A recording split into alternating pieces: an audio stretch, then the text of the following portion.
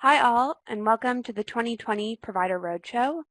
My name is Sarah Albertson. I am joined by the rest of our Provider Relations team, Elizabeth Killian and Scott Pillar, who you will hear from later in this presentation.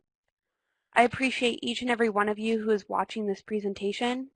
Due to the novel coronavirus disease of 2019, we have moved our roadshow to an online webinar format to follow social distancing guidelines. Today, I will be sharing updates from the Office of Medicaid Policy and Planning. OMPP has been busy over the last year, and we have undergone some big changes and transformations. I would like to use our time together today to share how the state and OMPP have been working collaboratively to improve the member and provider experience. We will begin today's presentation by looking at changes that originated from the highest levels of state government, and then we will bring that down to the Provider Relations team and discuss how our team is working to keep providers and members at the forefront of OMPP's collective attention. Governor Holcomb released his 2020 Next Level Agenda, and for the first time in many years, public health is one of the central pillars. These pillars represent the governor's highest priorities in the things that he hopes we can accomplish as a state. The themes on these pillars strongly relate to our work at OMPP and across FSSA. You may notice that many of the topics included on the public health pillar are related to the social determinants of health. This year, all the divisions across FSSA will be focusing on how experiences outside of a provider's office impact a person's ability to be a healthy Hoosier. FSSA Secretary Sullivan is relying on the divisions to collaborate and build extraordinary partnerships to see each Hoosier as a whole person and improve their overall well-being. With this in mind, Medicaid Director Allison Taylor took 2019 to develop a clear vision and mission to guide our day-to-day efforts. Some key phrases from the vision include the focus on engaged communities and the mirrored focus from the social determinants of health from Governor Holcomb's agenda. From the mission, the idea of having effective and efficient programs that are measured is extremely important to OMPP. Our overarching goal at the state is to engage in remarkable collaborations that improve the member and provider experience. Everything we do should come back to this goal, and we are challenging ourselves to check in and ask if what we are doing is making things better and with measurable impact. Having a clearly defined mission and vision that relate to a central goal provides a strategic framework by which we can identify priorities to achieve objectives. Some of the ways we are focusing on long-term sustainability at OMPP is looking at long-term services and supports reform, ongoing efforts to expand the SUD and SMI continuum of care, including an innovative waiver, and our efforts to prepare for an aging Hoosier population. We are using community health workers and OB navigators to improve health outcomes, which you'll hear about more in a moment. And we have heard your request for increasing efficiency and decreasing administrative burden. OMPP is focusing on projects that meet these needs that can streamline your processes. Throughout this presentation, you will hear about the ways that OMPP is working to achieve this goal. Finally, investing in team members. We know that when OMPP staff is energized, that ripples outwards throughout the system. Our provider relations team has grown over the last year, which means we can better serve you as providers. Every project area defined on this slide relates to top priorities previously discussed. Late summer of 2019, the Division of Aging and the Office of Medicaid Policy and Planning convened stakeholders to collaborate on key long-term services and supports system integration and payment issues. The collaborative goal was to recommend changes and reforms to current state LTSS infrastructure for promoting equity and access for all Medicaid-eligible individuals in need of LTSS across all care settings. 5 work groups were formed around the following LTSS topics. The first, awareness, education, communication, and data. The second, capacity building. Third, eligibility and prevention. Fourth, option counseling and care planning and coordination of key entities. And finally, payment. These work groups developed and produced several LTSS system recommendations over a 3-month period from August to October of 2019. Recommendations were consolidated and organized by common themes that recurred across a majority of work groups. Community health is a theme central to this presentation and the renewed focus on the social determinants of health. One way OMPP has demonstrated a commitment to community health is through the use of community health workers. Community health workers have been shown to reduce health disparities, enhance provider communication, and improve health. A community health worker is a trusted member of a community or someone with a deep understanding of the community they serve. This allows the community health worker to serve as a link between health and social services and the community, which improves access to services as well as the quality and cultural competency of services provided. These individuals build community capacity by increasing health knowledge and self-sufficiency through outreach and community education. The OB Navigator program is a collaboration between the Indiana State Department of Health, the Indiana Family and Social Services Administration, and the Indiana Department of Child Services. This initiative is building a network of services and support to wrap our arms around moms and babies to create healthier outcomes for both.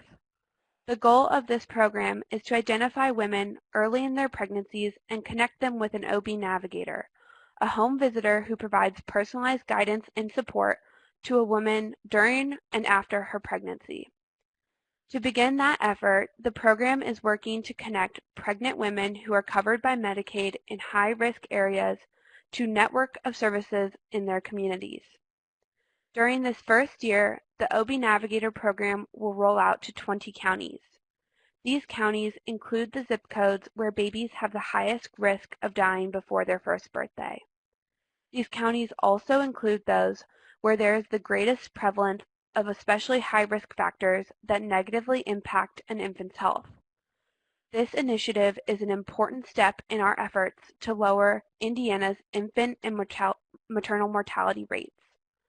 Expectant women and new mothers from anywhere in the state can call the Moms Helpline at the number listed on the screen to find resources available in their communities. Additionally, pregnant women can sign up for the Live app, the mobile app for anyone who is thinking about becoming pregnant or who is currently expecting. Live is also available on asklive.com. As our department addresses these priorities and projects, we are focusing on a collaborative process that brings in the appropriate areas from within OMPP, but also, and most importantly, the provider community. A provider relations manager will now be incorporated into each project so that from start to finish, there will be someone on the project to advocate for you, the provider, and make sure your concerns are heard and addressed, and that we are communicating with providers every step of the way. As we focus on that collaborative process and improving the provider and member experience, we want to engage all the impacted providers in the process to ensure the best result. 2 areas that we have already implemented this process are with our novel coronavirus disease 2019 response and with the new ER auto pay list. The onset of COVID-19 in Indiana required an unprecedented commitment to interagency alliance and collaboration with our provider partners. To respond to the issues providers were facing on the front lines, OMPP made a commitment to expand our communication with providers. We approached this in a variety of ways. We reached out to provider associations and opened a dialogue about the concerns they were hearing from providers in their field, the challenges their providers were facing, and how OMPP could mitigate some of these challenges and concerns. We began hosting webinars to discuss newly implemented policies and changes. This created an opportunity for providers to directly ask OMPP questions about the COVID response. From these questions, we created a frequently asked questions document, a living document to respond to provider concerns as policies evolve. OMPP is assisting with collecting data from all home ventilator and BiPAP suppliers to inventory the number of machines available for Hoosiers. This data helps the Indiana State Department of Health predict the supply of these machines as we approach the peak of COVID-19 cases in the state. Expanding the telemedicine policy,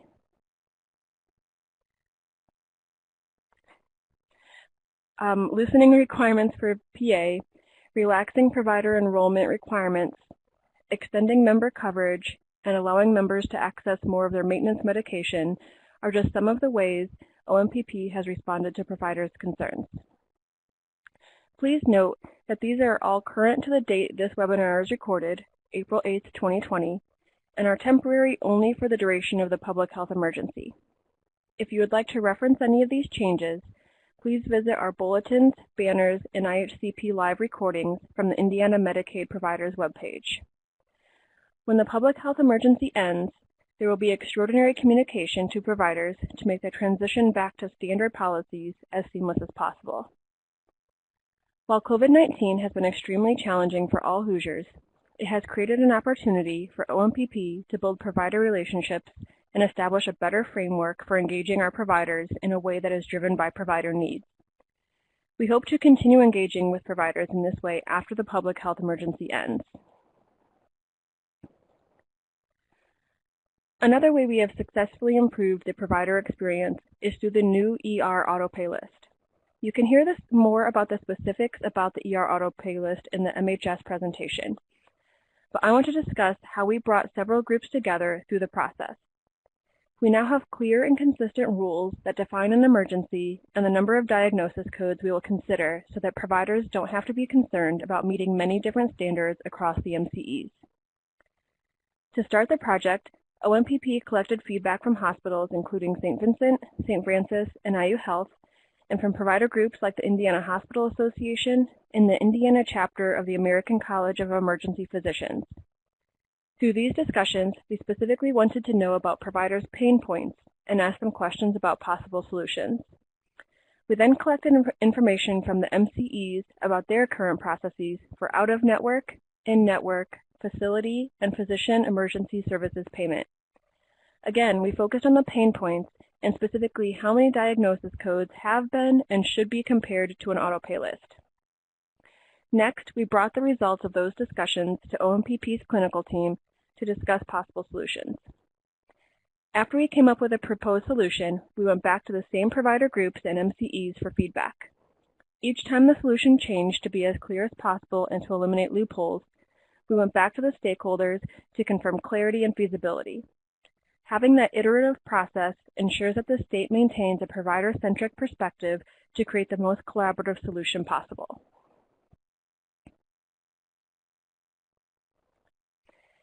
In early 2019, OMPP realized that the chiropractic benefits outlined in the Indiana Administrative Code were unclear.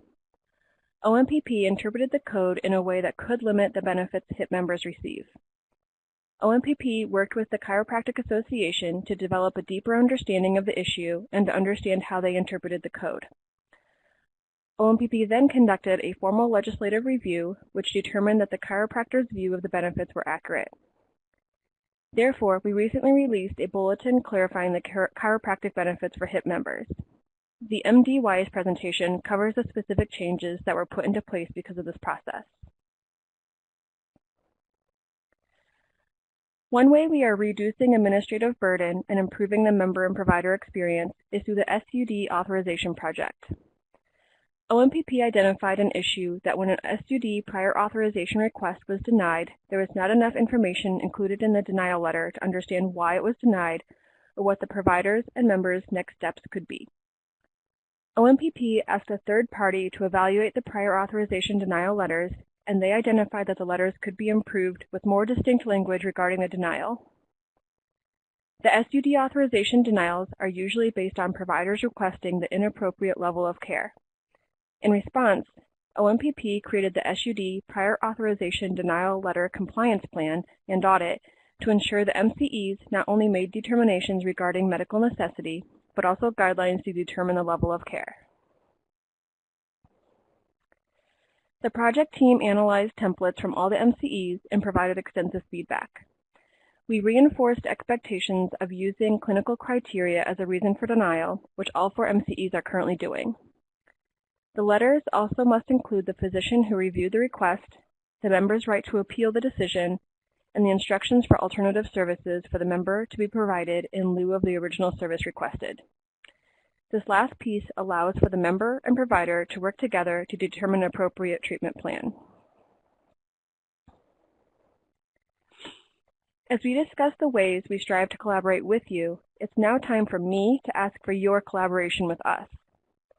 The payment error rate measurement is a federal audit conducted every 3 years. This is an audit of OMPP and the work we do, rather than an audit of any providers. But we need you to help us complete the audit.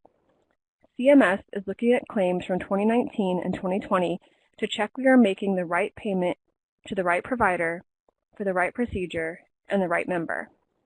They are also checking to make sure we are following our own guidelines and federal guidelines and that providers are enrolled properly and members are eligible and enrolled in the correct program. To do this, Advanced Med, CMS's contractor, will be contacting a random sample of providers requesting claims information. The initial request will come by letter from CMS or Advanced Med. If you've been selected, there's a good chance you've already received that letter. Both Advanced Med and our Program Integrity team will follow up with you until the requested claims have been received. The sample is determined at the claims level, so if you are selected, there's a chance CMS is only requesting 1 claim, or it could be more. The important thing is that you do provide the requested documents, and if you have any questions, you reach out to OMPP's Program Integrity team at the email address on the screen. If you do not supply the information requested, OMPP will recoup that particular claim. That's not intended to be a threat, we're just stating how important it is that you supply the information. Again, this is an audit of OMPP, not you. We just need your collaboration. Sarah and Elizabeth have talked about some of the different projects OMPP has been working on and how OMPP is working with different stakeholders. I will now shift the focus down to how the provider relations team has changed to provide better service to you, the providers. We started by adding new team members to field your questions and concerns more quickly and efficiently. We've added a senior program provider relations manager, 1 additional provider relations manager, and 1 provider enrollment manager. Next, we added new avenues of communication to be more accessible. We still have the provider relations inbox. Please use this inbox to ask questions about specific claims and situations. If you have any questions regarding anything you've heard in this presentation, please use the provider relations inbox. If you have ideas to improve policies or introduce new policies, please use the policy consideration inbox, and your inquiry will go directly to the OMPP policy team. Our new lines of communication are IHCP Listens and IHCP Live. IHCP Listens is OMPP's suggestion box. If you have a broad question, like how to bill for a certain service, use IHCP Listens.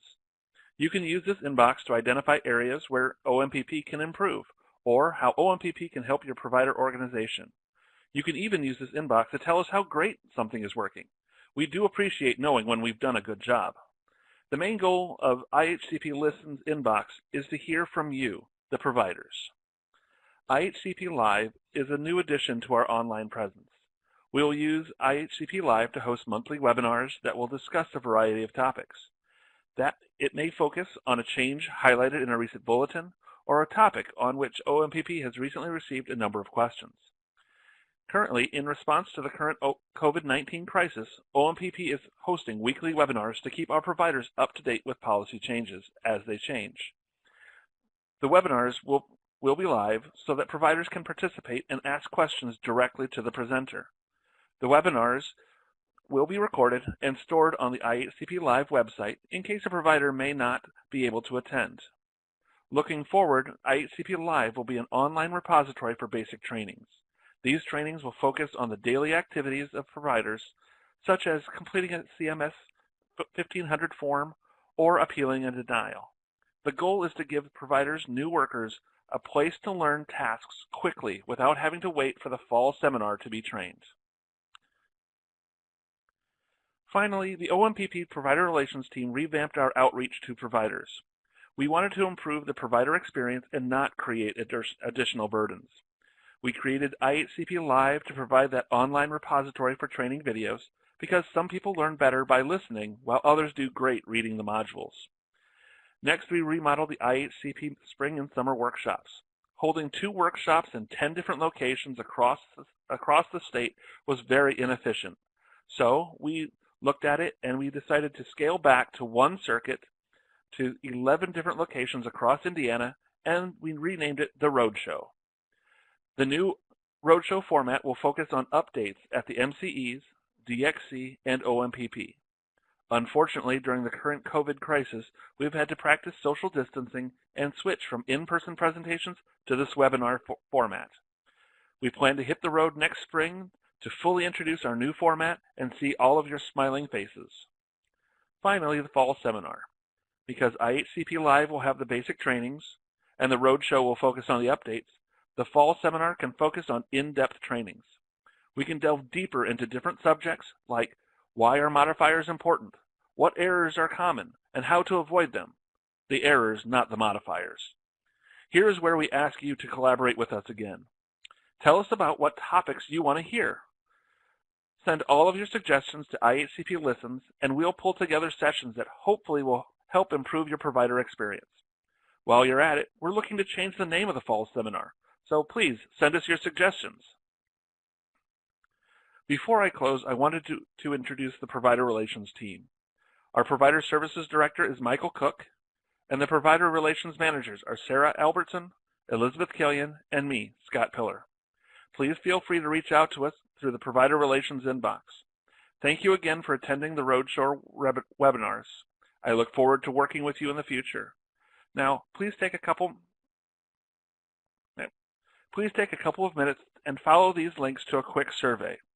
We will also provide the QR code and web address on the I8CP website. Please complete the survey. Your responses will help us improve our outreach efforts, and we cannot improve without you. Thank you for your time. Have a great day.